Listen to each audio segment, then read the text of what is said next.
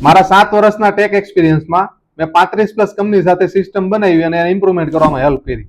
આ અનુભવ પરથી એટલું જાણવા મળ્યું કે 7 વર્ષમાં ટેકનોલોજી ઘણી બધી ચેન્જ થઈ, પણ બિઝનેસના પ્રોબ્લેમ 7 વર્ષ પહેલા પણ અને આજે પણ એ જ છે.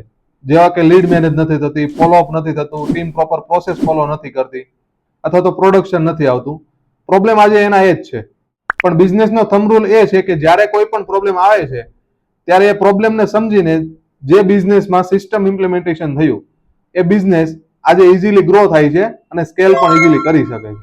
અને જે બિઝનેસમેન ઓબ્જેક્શન લાવે છે, જેવા કે ભાઈ મારી પાસે બજેટ નથી, મારી ટીમમાં સ્કિલ નથી, જે આ ઓબ્જેક્શન લાવે છે એ આજે પણ એના એ સ્ટેજમાં છે અને ગ્રો કરી શકતા નથી અને એ બિઝનેસ પણ સ્કેલ કરી શકતા નથી.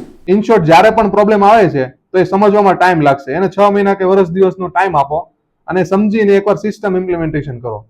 એવી સિસ્ટમ કે જે તમારો બિઝનેસ જેમ ગ્રોથ થાય એમ બિઝનેસ અને સિસ્ટમ બંને સ્કેલ થાય.